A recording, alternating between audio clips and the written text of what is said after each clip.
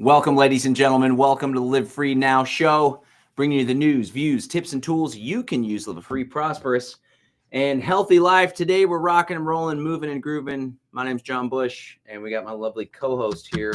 Lovely co-host. All right. What up, everyone? That's what I always say, my lovely wife. So, whoops, he's not that lovely. He's a good guy, though. We like having Ryan around, don't we, ladies and gentlemen? I'm trying. What's on your mind? What's new? What's new? He's going to say something about the Orthodox Church and Christianity. Let's go. What do you got? So I was researching Orthodox Christianity last night. I got to tell you about this saint. Yeah. Saint Paisios. That's really what's consuming a lot of my mental space these days. So I like talking about it. Come on. Well, we like you talking about it. I'm curious in the audience, how many folks are Christian in the audience? Let us know. Let us know if you're atheist, agnostic, Buddhist, New Age, or maybe you're like, you guys are nuts. There's always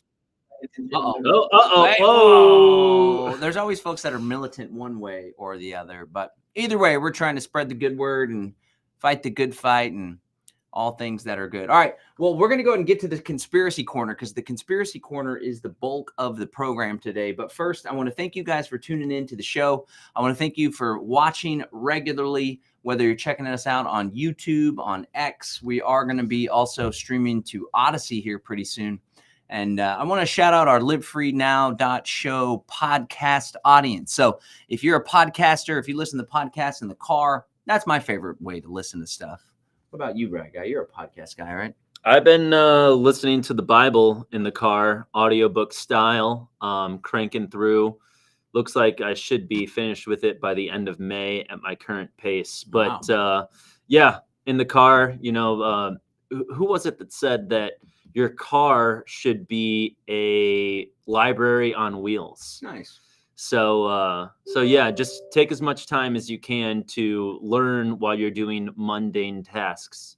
Yeah, and I've found a lot of people are like, oh, the commute, and they get all down and negative and stuff. But you just shift your mindset and you see the commute as an opportunity for learning, and it totally takes on a different light. As long as you don't get cut off. Anyway, I want to encourage you guys, if you're a podcast listener, to subscribe to the podcast. You can do that over at livefreenow.show.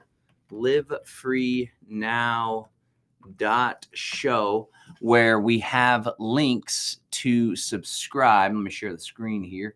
We have links to subscribe via Spotify.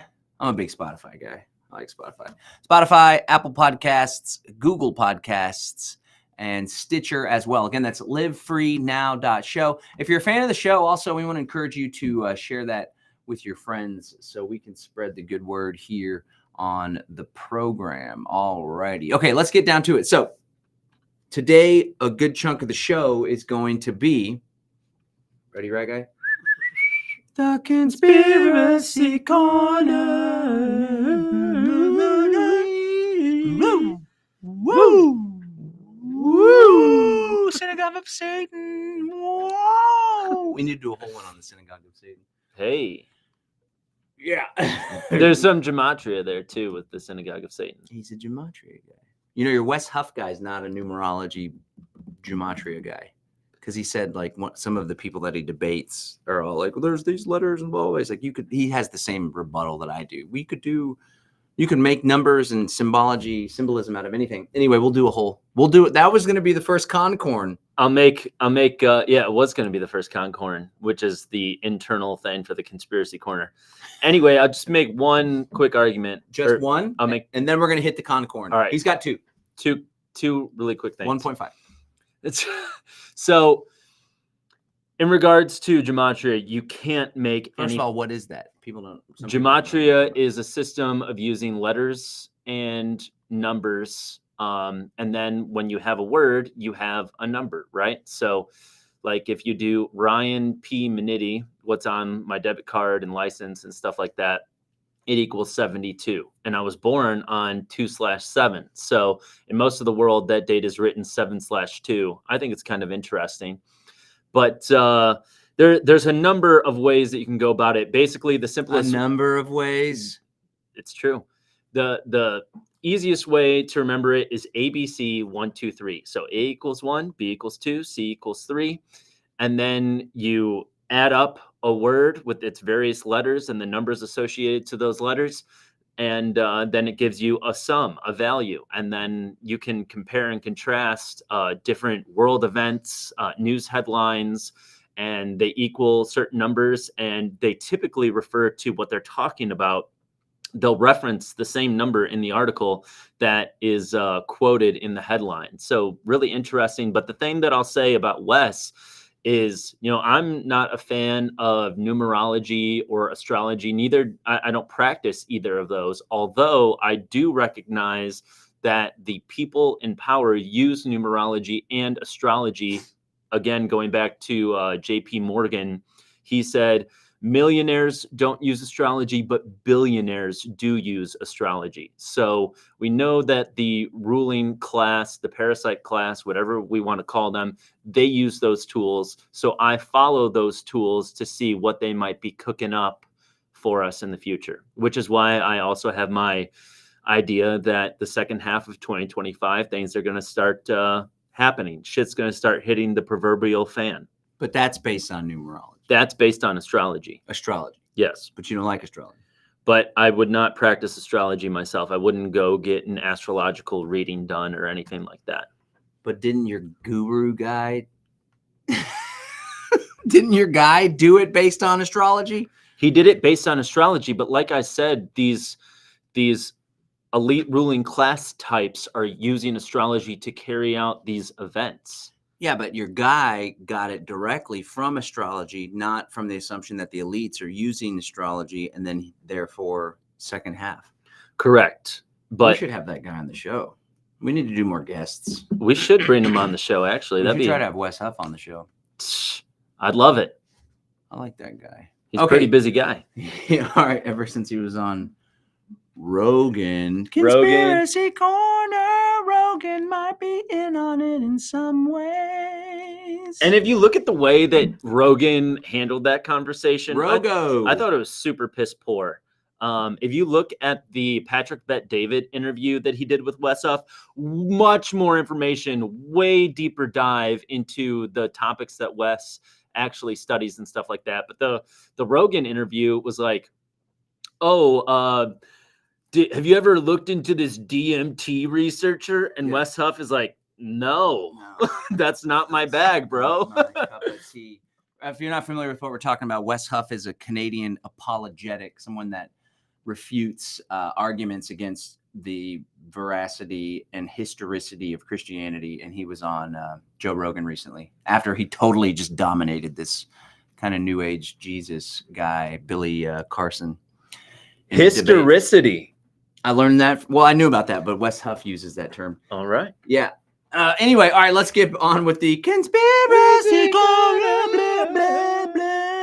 synagogue of Satan. Speaking of the synagogue of Satan, let's talk about our good friend Donald Trump and Benjamin Netanyahu. Okay, so today's conspiracy corner, which is going to be a good chunk of the show, then we're going to talk about Monero and also share a bit about the Exit and Build Intentional Community Summit that we do have coming up. But chances are you've heard the news about Donald Trump. Christ is risen. That's right. The good news. And the old Trump equals 47. Trump is the 47th president of the United States. Whoa, it's written in the stars, not the stars. All right, so Donald Trump has been saying, and some people think this is art of the deal, power positioning.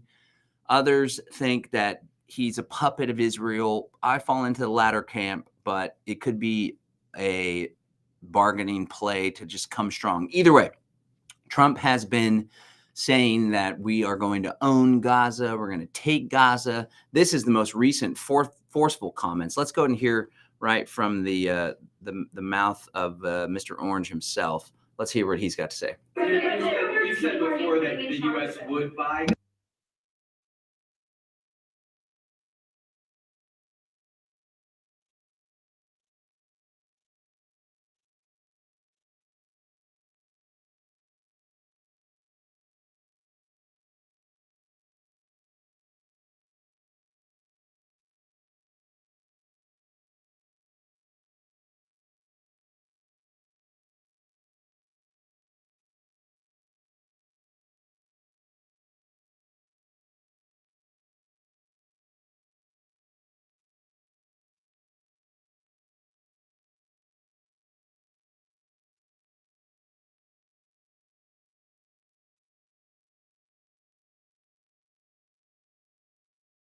No audio. No, it's going to be a tremendous No thing. audio. Catherine Martin's reporting. Let me take 2 on that one real quick. All right, let's try this again.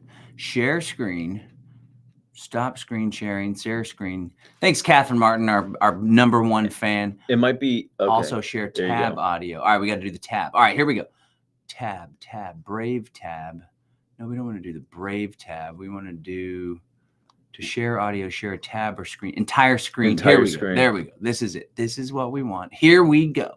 Also share system audio. All right, here we go. Take 2, the Donald, Orange Man. Here's what he has to say about taking Gaza. You've said before that the U.S. would buy Gaza, and today you just said we're not going to buy Gaza. We're not going to have to buy. We're going to have Gaza. We don't have to buy. There's nothing to buy. We will have Gaza. What does that There's mean? no reason to buy. There is nothing to buy. It's Gaza. It's a war-torn area. We're going to take it. We're going to hold it. We're going to cherish it. We're going to get it going eventually, where a lot of jobs are going to be created for the people in the Middle East. It's going to be for the people in the Middle East, but I think it can be a diamond. It can be an absolute tremendous asset for the Middle East. And you're going to have peace. It's going to bring peace in the Middle East. Gaza, the way it is right now, every 10 years, you're going to have the same thing happening. I've watched it so long, all the death and destruction of Gaza. The civilization's been wiped out in Gaza. No, it's going to be a tremendous thing. It's fronting on the sea. It's going to be a great economic development job. It's going to put people to work, a lot of people to work. And those people are all going to be from the Middle East. And just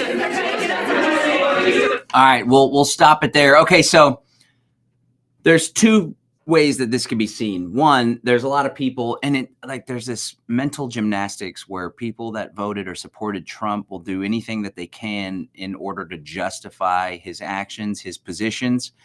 And as someone that does self-reflecting, maybe we do the same thing in order to say that he's a total POS and it's part of the technocracy at the same time. So we want to try to evaluate things objectively. So there is a chance that this is like a hardcore art of the deal move. He first mentioned this to the world during a press conference with Benjamin Netanyahu. And this is something that this guy, I forget that guy's name. Who's that TikTok popular guy that does all the short conspiracy reels? You know him. I don't know him. You don't know him. He doesn't know him. You showed me him the other day, but This guy that's like making waves, and he pushed back on Elon about Israel, but then he soft pedaled on this position. Anyway, a lot of people were noting that Netanyahu seemed kind of caught off guard. You can also see Marco Rubio's kind of like visibly uncomfortable here as well. Rubio! Watch Rubio. That the U.S. would buy Gaza. Oh, great. and Here he today goes you said again. We're not going to buy We're Gaza. not going to have shit. to buy. he took a deep breath there. You saw that? He's like, what did I get myself into with this Trump guy?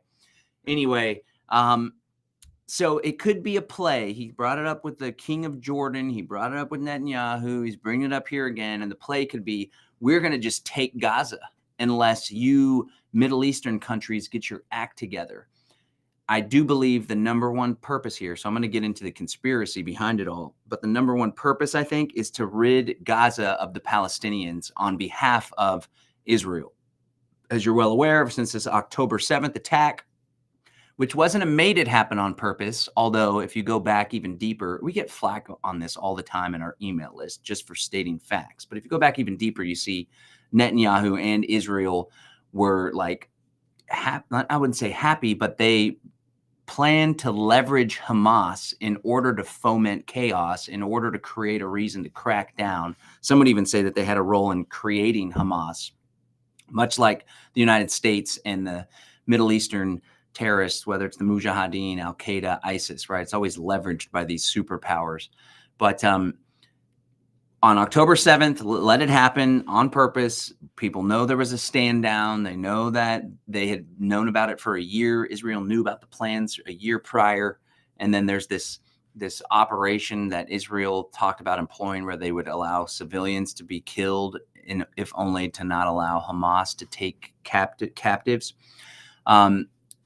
This is a purpose of ridding Gaza of the Palestinians, moving them out. And it could be the case that because Israel wasn't able to execute on that very effectively, I mean, they definitely did a whole genocide, but there's still Hamas and Palestinians in Gaza. Maybe the U.S. can help, or maybe Trump can come position as though the United States is going to have a foothold in the Middle East unless the other countries do something. And on that note, we do see, and this is people are celebrating like, oh, I told you so.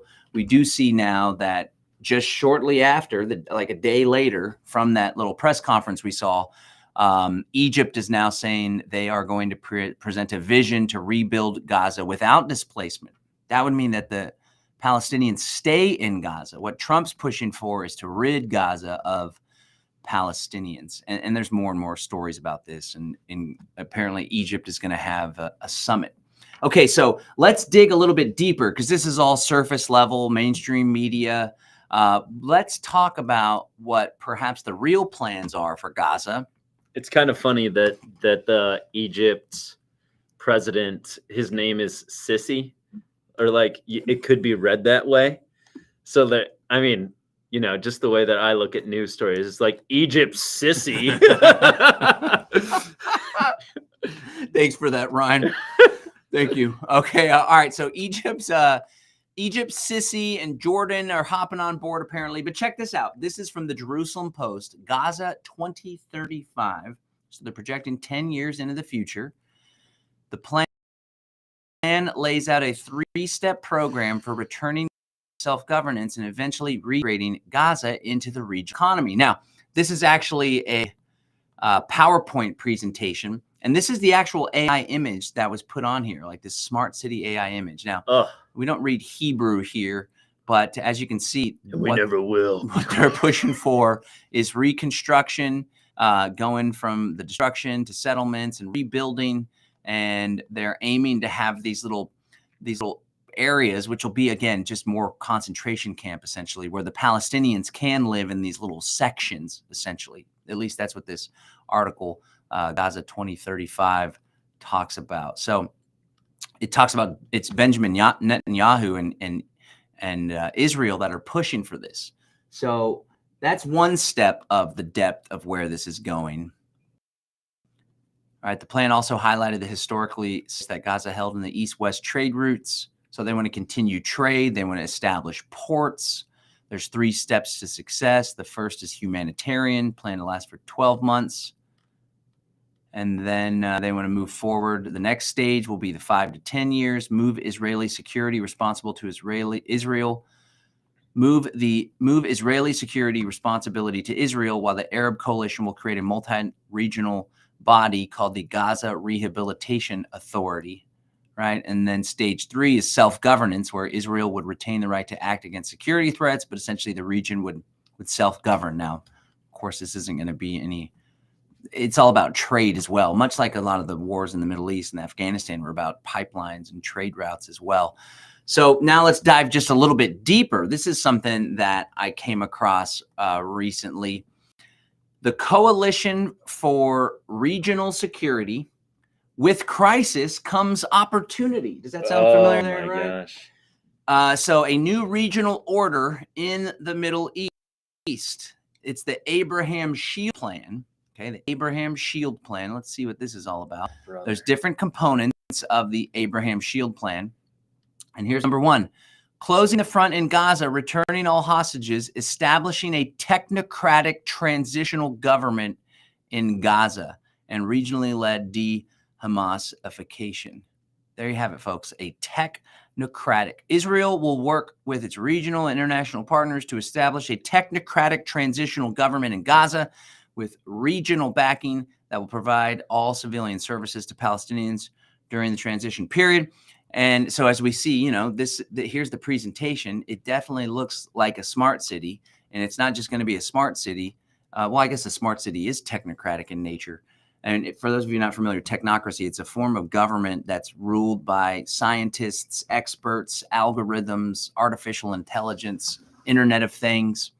And now to take it a step further, as if that wasn't enough, let's come to this bullet point. Cash in the Gaza Strip will be abolished, and an advanced mechanism of monetary supervision will be implemented. Now, this got me thinking. As soon as I saw this, there's actually a tendency in Palestine and in the West Bank and in Gaza. There's all sorts of surveillance technology that's created by Israeli firms. And that technology is tested and perfected on the people of Gaza and the West Bank by Israel, basically like a glorified concentration camp. And when there's not actual physical borders, there's surveillance cameras, there's unmanned aerial drones, there's essentially like this, they scan your face, they do a biometric image of your face, and then they have these two programs. One of them is to determine if you're a threat, and the other one's basically like what your politics are. And if you reach these certain levels, they have green, yellow, orange, and red based on how much opposition you have to the Israeli occupation of those areas, then that they make your life a living hell. So there's this great documentary I came across by Al Jazeera that explains in depth how this technology is then exported to the rest of the world and sold by Israeli weapons manufacturers and surveillance technology firms. So it's my belief that in addition to those surveillance technologies being perfected, this zero cash CBDC system, this technocratic smart city system will also be a model for the rest of the world. What do you think there, Mr. Reggae? I mean, a new regional order. That's right in line with our boy George H.W. So it seems that they're carrying it out.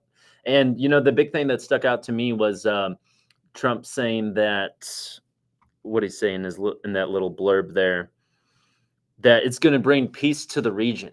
And we know that one of the building blocks of the Antichrist is bringing peace to the Middle East, or striking a big peace deal, which I believe his son-in-law, Jared Kushner, was supposed to be brokering in the region.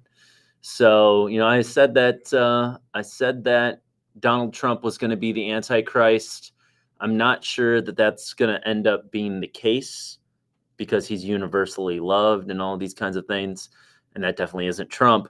But yeah, we've got to be on guard here, guys. This is happening right before our eyes. And another piece of the puzzle too is this efforts to create a greater Israel. And I guess this is like the Israeli territory from the Bible. I'm not exactly sure where they get these borders, but as you can see, Israel's just this small country here, very new country, but of course there's history there, but the nation state of Israel. But as you can see, the greater Israel would go all the way into Egypt. That's a challenge. Egypt's a pretty strong country. Iraq, Saudi Arabia, are they going to go for that? Syria. So, I mean, this is just a vision and a goal.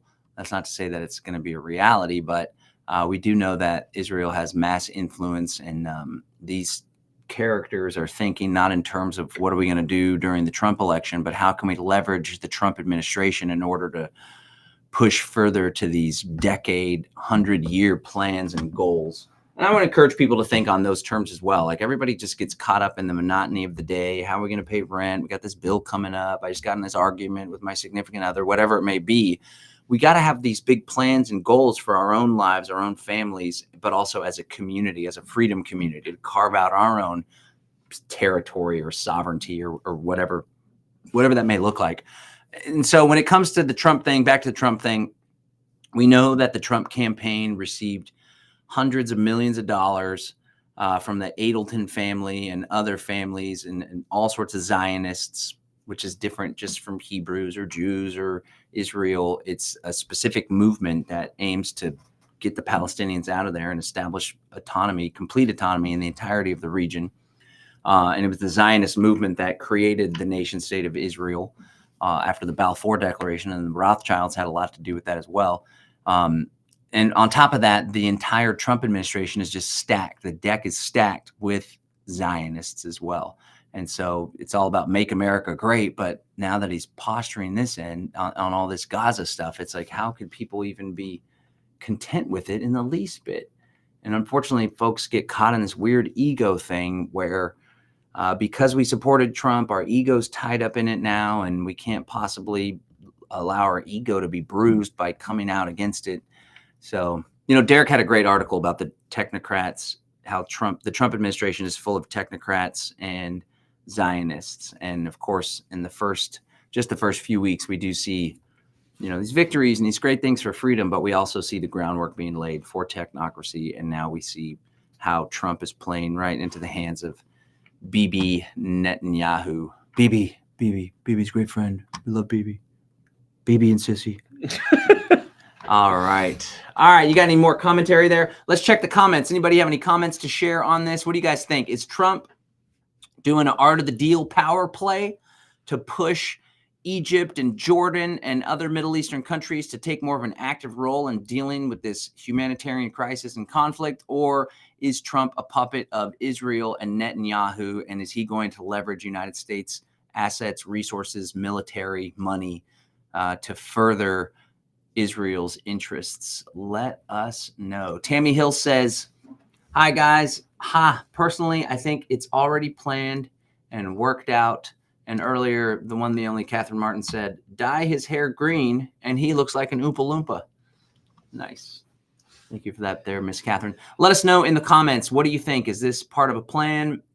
I'm inclined to agree with you, Tammy. I think that a lot of this stuff has been war gamed and mapped out. Although I do find it hard to believe that Saudi Arabia and Egypt will cede any territory whatsoever to this greater Israel project. And Saudi Arabia has like trillions of dollars in oil money at their dispense. So I can't really see that would happen. Plus, Trump, one of my biggest things in his last administration, he gave Saudi Arabia, or he worked out $100 billion arms deal. So Saudi Arabia paid us $100 billion, and we sent them $100 billion. He paid you? You were part of the deal? Us, U.S. But he paid the United States, Saudi Arabia paid the United States $100 billion. So we sent them $100 billion worth of arms and ammunitions, bombs, which they use as a genocide against Yemen. But one would think that they didn't use all of it. So I would say that they would put up a pretty strong resistance to any encroachment on their territory. But, who knows what kind of deals could be worked out. Or what kind of false flag changes the game. Totally. Yeah, and this is an image. I don't know how legit this is, but I've seen this being tossed around. Apparently, this is an IDF soldiers patch. And as you can see, the greater Israel border there. And then screen grab taken from YouTube. This map appears on official Israeli logos, such as those shown in the image above. See that? So who knows? Just be aware, look alive. And it's just unfortunate that so many people are being led to support this stuff just because Trump does. There's been a lot of pushback within. But John, there's a greater plan going on. The white hats are taking down the deep state. That's right. 4D chess. You gotta love it. All righty. Okay, let's switch gears. Oh, a little behind the scenes there. Let's switch gears on the show. Thank you, everybody, for tuning in. Again, if you're just joining us, this is Live Free Now show, bringing you the news, views, tips, and tools you can use to live a free, prosperous, and healthy life. And now I'd like to talk to you about Monero, the #1 cryptocurrency that we can use to opt out of the beast financial system and continue to do business with one another, even as the CBDC system gets erected around us. Okay, guys, I'm going to go through some slides here just to share a bit about why Monero is important. Okay, so most people are familiar with Bitcoin. It was the very first cryptocurrency. It is extremely popular. It's got almost a $2 trillion market cap, but the value proposition for Bitcoin is changed substantially. There was some purported hijacking that took place, and Bitcoin shifted from being a peer-to-peer electronic cash to more of a store of value or digital gold instead of a digital cash. There was a time when it was everybody that was in the space, or most people in the space, were cypherpunks and very freedom-oriented and privacy-oriented. But unfortunately, folks that were more interested in the number going up and wealth got involved, and there's some legacy financial institutions like MasterCard and other players that played a role in kind of capturing the Bitcoin developers. Long story short, Bitcoin wasn't allowed to scale so that a bunch of small transactions like the coffee shop down the street, or sending your buddy $2 because you owed him some change, or splitting a bill, that wasn't really the use case anymore. It became a way to preserve value. Now, there is still a layer 2 solution called Lightning Network where people can do just that for little to no fee. But a lot of those tools that do the Lightning Network, most of them, in fact, are using custodial programs. That means that you have to trust a third party in order to manage your cryptocurrency. And a lot of them require you to do know your customer, where you got to scan your driver's license in order to participate. And of course, what we're trying to do is peer-to-peer electronic cash, where there's no intermediary. There's no need for a third party. Okay. In fact, the Bitcoin white paper even says that specific thing. Here, let me share it with you here. So the Bitcoin white paper, this is the white paper released in 2008. Bitcoin, a peer-to-peer electronic cash system. A purely peer-to-peer version of electronic cash would allow online payments to be sent directly from one party to another without going through a financial institution. Okay, guys? So this was the original vision of Bitcoin, and that vision has since kind of been shifted and co-opted. And I point this out just because there's a lot of people that say, well, you can still use Bitcoin for payments and electronic cash using the Lightning Network, which is like, it's called a layer 2 solution. So you have the Bitcoin blockchain with a new block every 10 minutes. That's the peer-to-peer version of Bitcoin, where we trade amongst ourselves.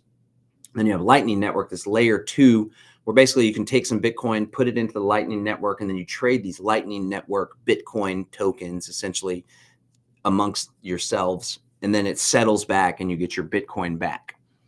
But the challenge is, this has had trouble scaling, the layer 2 Lightning Network, and most of the tools, most of the software programs that are being used are custodial now.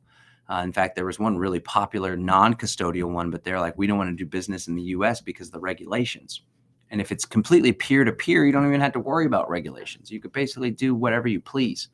Anyway, long story short, that's one challenge with Bitcoin nowadays. But another challenge, which I'd like to go over right now, is what I like to call Bitcoin's privacy problem.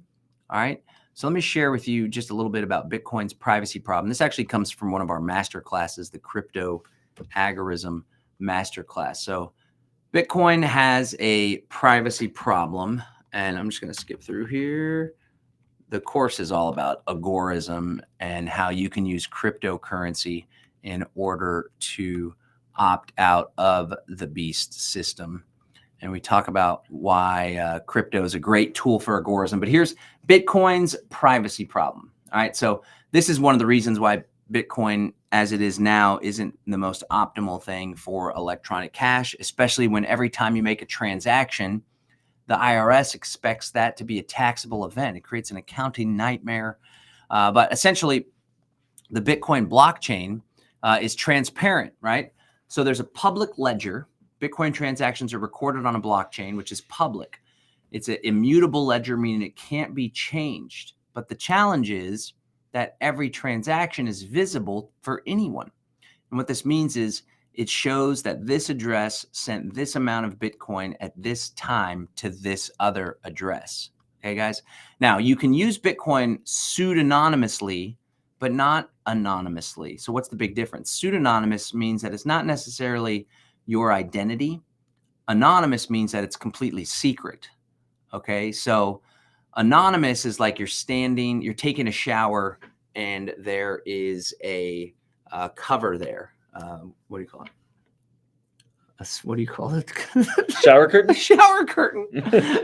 Anonymous is there's a shower curtain, and your naked body cannot be seen by the person that is in the bathroom with you. Pseudonymous means that they just don't know your identity. They don't know who is behind the curtain, right? Okay, so that's just a little bit of a difference. So the challenge is, even though you can use Bitcoin pseudonymously, you can still see that a transaction took place. If you were to use a cryptocurrency anonymously, you can't see what transaction took place, how much was sent, who sent it to whom. Okay, guys? So essentially with the Bitcoin blockchain, it's traceable. You can tell which address sent what crypto to what other address. Now, this becomes a problem because oftentimes your identity gets tied to your address when you purchase it through an exchange, okay? And that's why fungibility is really important. All right, so what is fungibility? It's essentially a property of a good or a commodity or a money where each individual unit is interchangeable and indistinguishable from the others, okay? So let's say dollars, for example, even though dollars have a serial number, when someone pays you $50 or $1,000 in cash, you don't know what that money was used for. Well, unfortunately, because the Bitcoin blockchain is transparent, if you purchase some Bitcoin from a friend and that Bitcoin was used in a crime, or it was part of a hack, or it was on some online dark marketplace, and then you take that Bitcoin and you send it to Coinbase to sell it for dollars, for example, Coinbase could refuse to do that order. They could even seize the funds potentially, or law enforcement could try to seize the funds. Again, that's because the ledger is transparent and it can be seen where those particular Bitcoins were before. Okay, so that's what fungibility is all about. So ideally, if we're using a currency, it should be fungible, where each one is interchangeable. When I say the Bitcoins, what they were used before, just to get a little bit technical, it's the main thing that's being transferred each time is, so let's say Bob receives 50 Bitcoin. All right, so here we have Bob here. Damn. Bob receives 50 Bitcoin. Very nice. That's like $500,000. Bob receives 50 Bitcoin. 5 million. 500,000, 100,000. You're right, $5 million. Dang, Bob. Bob's rolling the dough. Okay, so Bob receives 50 Bitcoin. That's shown as an input in his wallet. He receives 50 Bitcoin into his wallet. Now, here's the thing a lot of people don't know, and I don't want to get too technical, but so if Bob wanted to send 0.5 Bitcoin to Alice, essentially what would happen is Bob would send 0.5 Bitcoin. His wallet would take 0.5 Bitcoin out of this 50 Bitcoin, but it would pull the entire input. It would pull the entire 50 Bitcoin that came in. It would send 0.5 to Alice, and then it would send 49.5 back to Bob. Okay, so again, Bob had 50 Bitcoin come in. That's now what's known as an input into his wallet. But sitting in his wallet, it's a 50 Bitcoin unspent transaction output. Now, if Bob wants to send 0.5 Bitcoin to Alice, then Bob's wallet would take the 50 Bitcoin, 0.5 would come out to Alice, and it would send 49.5 back. Okay, so Alice now receives 0.5 from Bob. That's an input in her wallet. Okay, let's say before she received 1/10 of a Bitcoin, she received 2/10 of a Bitcoin from her sister. There's 3 inputs. In order to send 0.8 Bitcoin to her employee, Alice would need to use these 3 unspent transaction outputs. Now, that could have been confusing for some people. Maybe some people are tracking with me, but the point is there's this chain of transactions from one Bitcoin wallet to another that can be tracked transparently on the blockchain. That's why if you receive 1/10 of a Bitcoin, 5/10 of a Bitcoin, 2/10 of a Bitcoin, and then you want to send 8/10 of a Bitcoin, like we see Alice wanting to do right here, it has to pull all 3 of these unspent transaction outputs, coupling them together. Now, for the average person, you don't really know what the heck's going on, but there's companies that do forensic analysis of the blockchain, and they can deduce what Bob did here, where this 50 Bitcoin came from, what address it was over here. These 3 got coupled together, so they're probably the same person sending them. There's all sorts of information that can be garnered from this, and that's really what's most important here.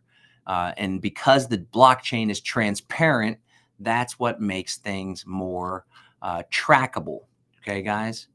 Now, this is a big problem if you ever scan your driver's license or your government ID whenever you're purchasing cryptocurrency. So this is called Know Your Customer. Know Your Customer is when a exchange is required to confirm the identity of the purchaser before they can sell them Bitcoins. Now, if your identity is tied to one of your transactions, and then you send that transaction, you send an unspent transaction output to another wallet and another wallet, it could be tracked and it can be followed. and this is not optimal. Okay, so there's some things that you can do in order to make Bitcoin more private, and I'm going to tell you about Monero here in just one sec, because Monero makes all of these problems irrelevant, essentially. So you can use a new address with every transaction. Every time you receive an address, you use a new address. Every time you receive a transaction, you use a new address, and most wallets will do this automatically. You can avoid tying your identity to your address by purchasing cryptocurrency with a peer-to-peer exchange. We like to teach people about hodl.com, HODL.com. Don't post one of your Bitcoin addresses publicly online or on social media, because then people can go see what you have in your wallet. And also, using a VPN will obscure your IP address whenever you're doing transactions or setting up a wallet or purchasing using a peer-to-peer exchange. Your IP address is this unique identifier that is tied to your internet service provider. Okay, so VPN. And I like to recommend Molvad VPN. Okay, so there's some ways to make Bitcoin a little bit more private. There were some tools called CoinJoin, but those have since been taken away. And one thing, Ryan, I like this. One thing that I like to teach people is it's important to have two different types of wallets if you're going to be doing some outside the system stuff. One of them being a white wallet. So that's like your exchange wallet or your non-custodial wallet, but you purchased with an exchange and you tied to your driver's license. But then you have a black wallet, and the black wallet is used for your private stuff. You don't ever tie it to your identity.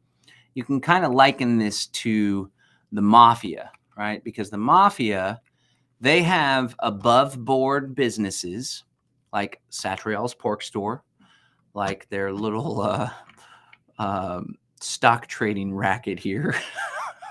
The Bada Bing's their strip club. Of course, the Soprano family's involved in Barone Sanitation. And they even do, what do they call it, a bust out? They busted out Ramsey Outdoor. God bless this guy's soul, this poor gambler. And so the mafia, they have these front companies, that would be the white wallet, but all the while they're doing some underground, outside the system kind of stuff with their black wallets. And they're not reporting that, right?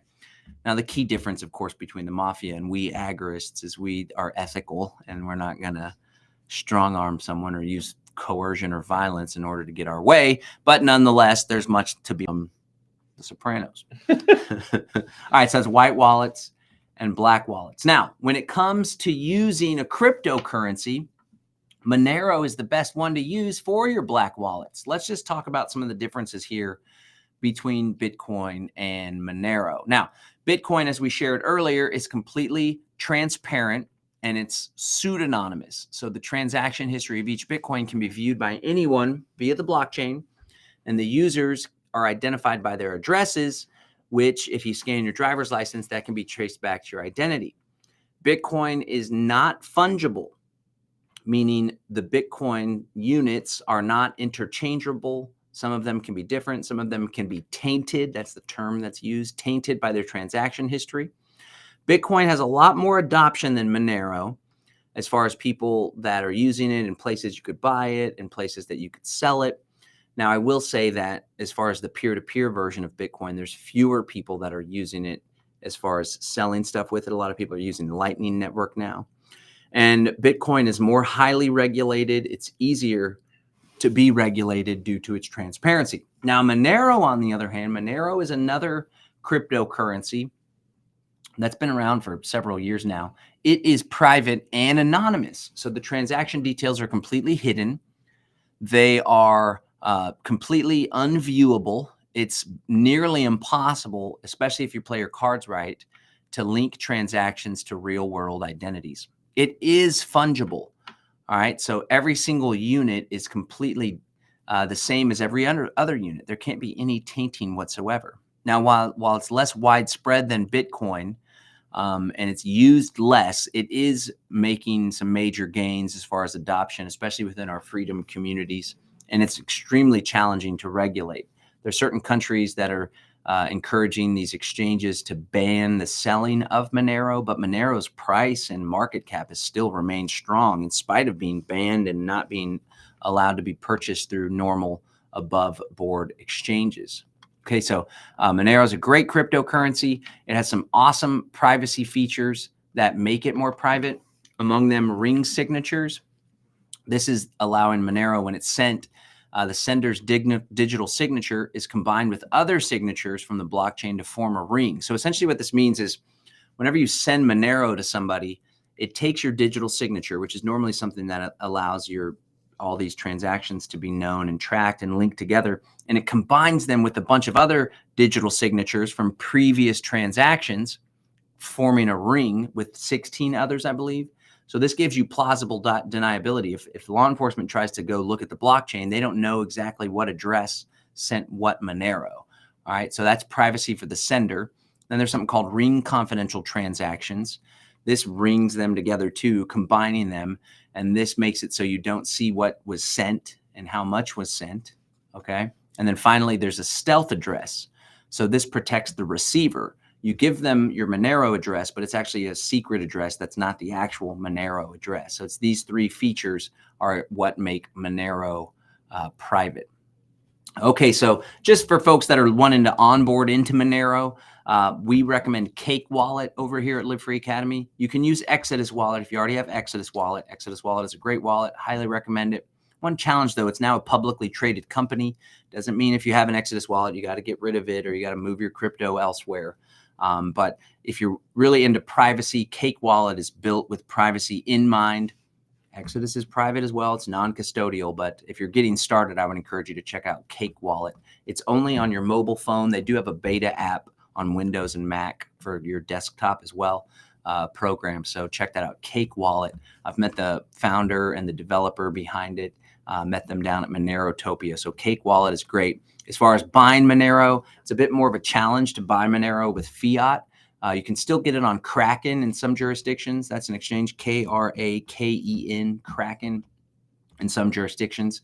And there's also a decentralized peer-to-peer exchange called Haveno. And there's another one called Ritu Haveno. I'm going to drop these links here in the chat for you guys that are tuning in. So Haveno is one. It's a little bit more complicated to install. Let me get the Ritu Haveno exchange. There it is, rituswap.com. So this is a decentralized exchange. It's a decentralized exchange. You got to download a program, and then you tap into this decentralized network that can't be shut down, and you try to find a good trader or someone that will sell you Monero. Maybe you mail them cash. Maybe you deposit it in their bank account. Make sure you find somebody that has a high reputation rating and a high number of trades. And then I dropped the link there for Cake Wallet. But the number one way to acquire cryptocurrency, in my opinion, is to sell goods or services in exchange for crypto, or to buy it from another freedom person to build up your freedom community in your local area. And then also, you can buy Bitcoin through a peer-to-peer exchange like hodl.com, HODL.com, and then swap it for Monero. That is another way to get Monero. So you said you had some questions about Monero there, Mr. Reggae? Yeah, so I went to our little Agorist market that our lovely friend Morena puts on once a month. And so I was on Saturday? Yep. And I was talking with our good friend Amy Voluntary, who's a big proponent of Pirate Chain. And I was like, well, what about Monero? Why are you guys so dead set on Pirate Chain? And she said, well, with Monero, it's not completely optimal. She said that when you look up the transaction, you see a list of 15 transactions. And within that list of 15, one of those is the real transaction, but it's just obscured by 14 other ones. And she said, that's suboptimal and not the way that Pirate Chain works.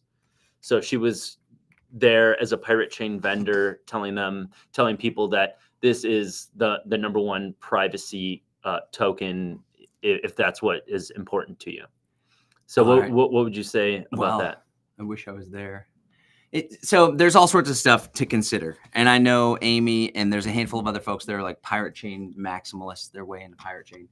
So the 1 out of 16, you have complete plausible deniability. So first of all, most people that we're talking to aren't doing anything completely subversive to where law enforcement is going to come beating down their door. But even if law enforcement was coming to beat down their door, with 1 out of 16, as long as you're not leaving some sort of pattern as far as the timing goes when you're sending transactions, like if you're trading from Bitcoin into Monero, and like they know that you have this Monero wallet that's tied to your identity, and you traded into Monero and you did like a whole large sum, and they can see that you use this wallet at this time because of your IP address, and then you sent it to this centralized swapping service and they subpoenaed this company, and then they can see that this large transaction came in at the exact same time, something like that. Law enforcement could hire someone and do forensic analysis and all this stuff. But if you're doing it correctly and you're playing your cards right and you're not leaving little clues here and there, then 1 out of 16 is complete plausible deniability. And there's other factors that go into play as well. So first of all, somebody that's selling quail eggs at a freaking Monero, at a vendor market that Morena put together, isn't going to have law enforcement spending $50,000, $100,000, hundreds of thousands of dollars to go deduce which of these 16 transactions very well might be theirs. Secondly, there's all sorts of other factors that come into play, like network effect. So the network effect of Monero is way superior. Network effect is the number of people using Monero, the number of people buying Monero, the volume of liquidity if you were to sell your Monero on one of these exchanges or sell it to other people. Not to mention, where can you spend your Monero? So Pirate Chain is much more obscure and there's fewer people using it. So it's not as optimal as a tool in the free market, in our agorist market. So let's go look at Pirate Chain real quick. Let me share my screen here. So here's Pirate Chain. This is a website, CoinGecko, that I like to use. Man, Pirate Chain was like 16 bucks not that long ago. Now it's 15 cents a unit. Oh my goodness. It was even more than a year ago. Look at this. It went all the way up to $13. This is what we call pump and dump. And so one thing is like, let's look at the price of Pirate Chain, and the market does tell us stuff. It's not that the price of something is what's most important above all else, but it does indicate that there's interest in it. So as you can see, people started talking about it. There's somebody in particular, but I'm not a shit talker, so I'm not going to name names, but somebody started really pumping Pirate Chain around this time, and a bunch of people bought some, and the price drove all the way up. And as it's driving up in April, oh my God, look at it's going high. Everybody starts buying it. Oh, we want to buy two. We want to buy two. And then it peaks out at 12, and then people start selling it. And now it went all the way from $13 to 14 cents. That's not a good sign. Let's go look at Monero on the other hand. Oh, and you could also go look at so the overall market cap is 29 million. That means the number of Pirate Chain in circulation, which is 196 million, times 14 cents, 15 cents, that's 29 million. Okay, so, and then you look at the 24-hour trading volume, there's only $33,000 worth of money going in and out of Pirate Chain in the past 24 hours. $33,000 is like hardly anything. If somebody really wanted to come in and buy a bunch of Pirate Chain or sell a bunch of Pirate Chain for that matter, I don't know how much the price could go even lower, but let's go take a look at Monero. Oh, and also it's ranked 979 among cryptocurrencies. And there's 17,000 different cryptocurrencies out there.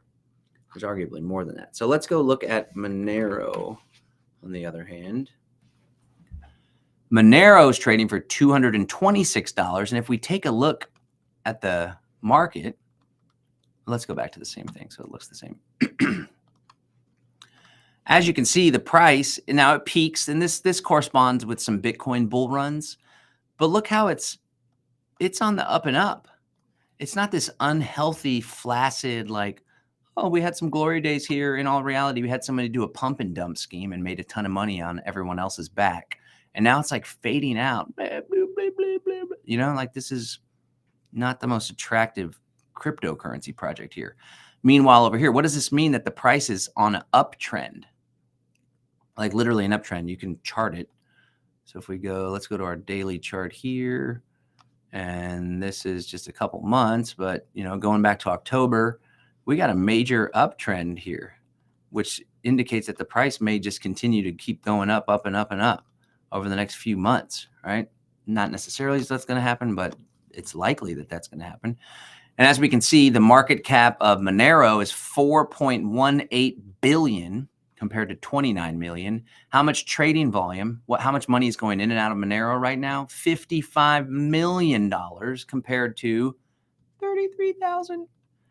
So, not to mention there's a smaller supply too. Maybe that has something to do with the price being a little bit higher. But as far as the technology is concerned, is Pirate Chain that much better?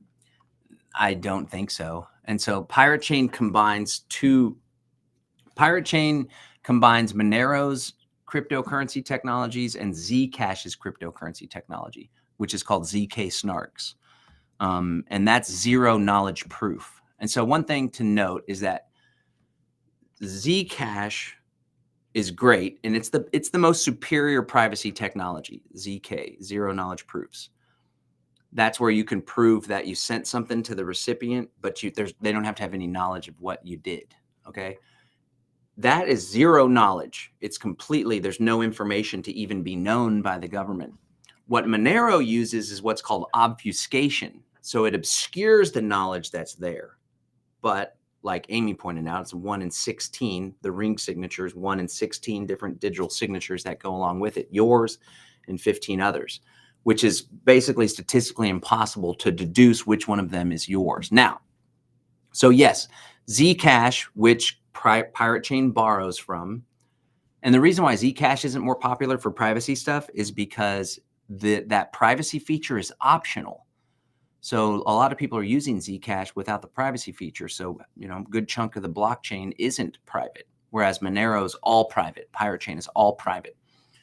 So in some ways, yes, it is superior technology. But at this point in history, I would say the network effect and everything I just pointed out outweighs that, not to mention the risk of the transaction being known is so minuscule to be almost impossible that far outweighs the lack of network effect, the lack of liquidity, the lack of people accepting it.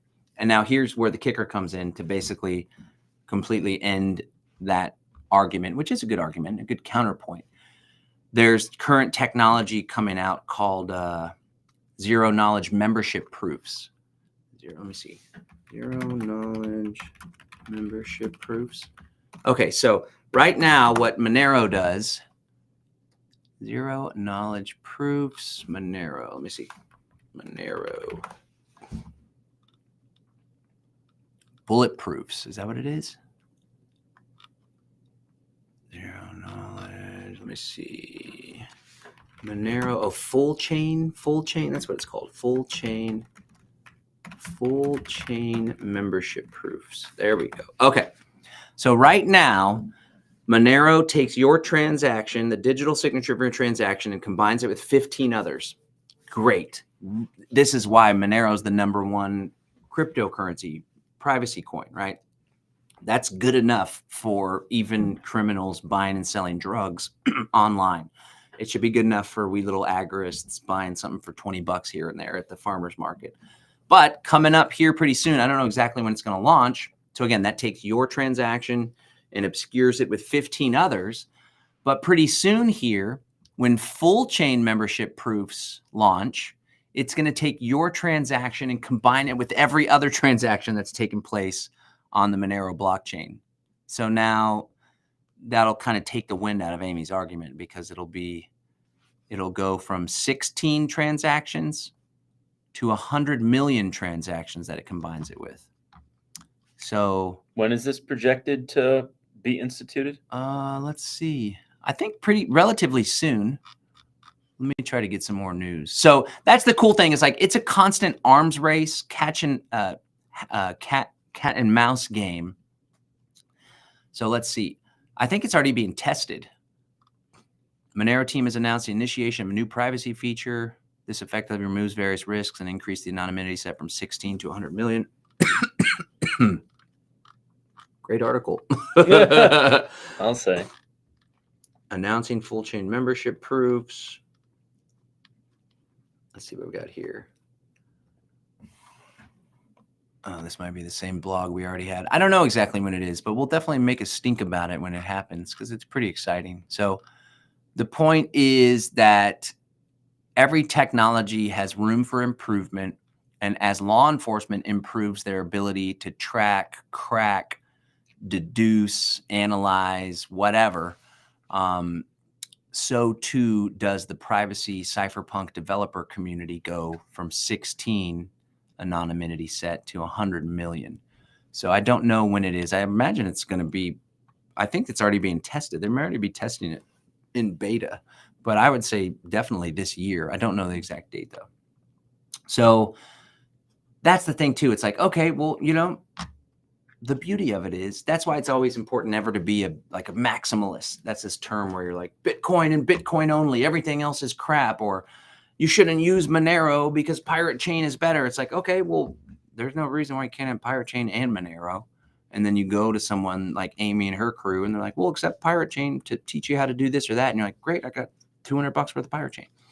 But one thing that I would consider too is like, if I'm holding Monero, the price is going up. And that's a good thing. That means you buy some Monero here at 150 just a few months ago, and now your Monero is like 50% higher in value. Although Monero was trading pretty consistently within a range for a while, right? Yeah, but now it busted out of that range and it's going higher and higher. It was like a couple of years though, wasn't it? Uh-huh. So it's like, what's that all about? And the beauty of Monero is it's very anti-fragile. Here's that range there. It's very anti-fragile. So even though it's getting banned from exchanges, it's still going up in value. Look at this nice little channel here. Probably because of the news about the full chain membership. Yeah. Possibly. And I think honestly, like our whole little Agorist resistance is growing and people are talking about it. And you know, another thing, there's a lot of people that got involved in Bitcoin for the right reasons to create rebel money that the government can't shut down.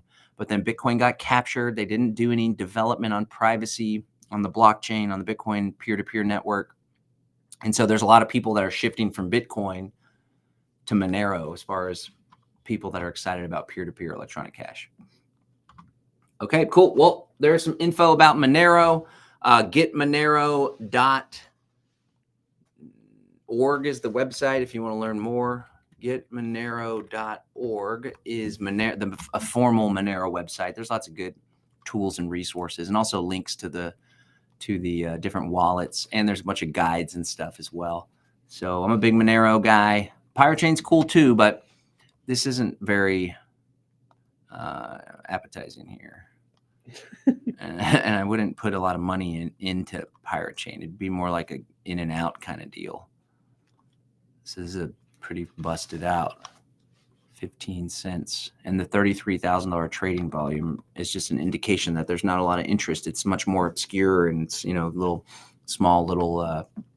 grassroots followers, whereas Monero is increasing. It's it's number 34, which is incredible, with a $4 billion market cap and $55 million of trading volume.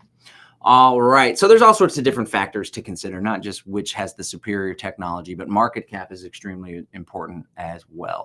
But ultimately, at the end of the day, chances are most people that are listening to this have never used Monero or Pirate Chain. So the most important thing is to get started today, because you don't want to be caught with your pants down when the CBDCs are implemented. And they're not slowing down because Trump put this executive order out. They're just being accelerated through stable coins. You don't want to have to learn all this stuff when it's too late and you're like in a panic because you got shut out of your bank account, which has happened to me in the past. All right, Mr. Rad Guy, you got any closing words before we shut her down? I thought this episode was great, with a lot of very valuable and actionable information. So get yourself some Monero, maybe some Pirate Chain. Not too much, though. You see, the co-host has a rave review of the show that he's on. Come on. All right, ladies and gentlemen. This is Live Free Now Show, bringing you the news, views, tips, and tools you can use to live a free, prosperous, and healthy life. Subscribe to the podcast. Oh, let's shout out real quick. We want to shout out CrowdHealth. We're doing a deeper partnership with CrowdHealth. CrowdHealth, me and Rebecca signed up. It is essentially like this peer-to-peer health program. Instead of health insurance, where you're paying an arm and a leg, and maybe they cover you, maybe they don't, a huge percentage of the claims just get denied. CrowdHealth is a bunch of like-minded people, a whole lot of freedom people, a whole lot of Bitcoin people. They're all pulling their money together. It's only a few $100 a month. And if there's any health outcomes, any negative health outcomes, negative health events, you pay up to $1,000 and then they cover the rest. So definitely check them out. Join CrowdHealth.com is the website, and we should have a link in the show notes as well. Join CrowdHealth.com, but use the link there in the show notes. Join CrowdHealth.com/promos/LFA.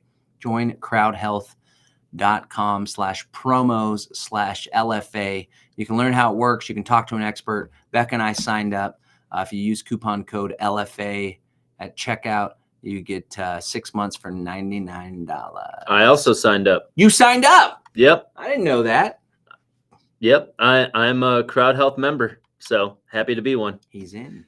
And if you use the code LFA, you get 3 or maybe 6 months of $99 for full coverage. They hardly ever deny claims, so check them out. I think it went back to 3, but yeah, because I think it says 6 on the website, just twist their arm a little bit. So if you watched this show and you said 6 and you go sign up, let them know that it said 6 on the website. We'll make sure that you get 6. And you can reach out to us too, because we're in contact with them. Great guys, Andy and the crew that they have over there. All right, folks, thank you so much for listening to the program. We'll see you next time. Peace. Give it up for St.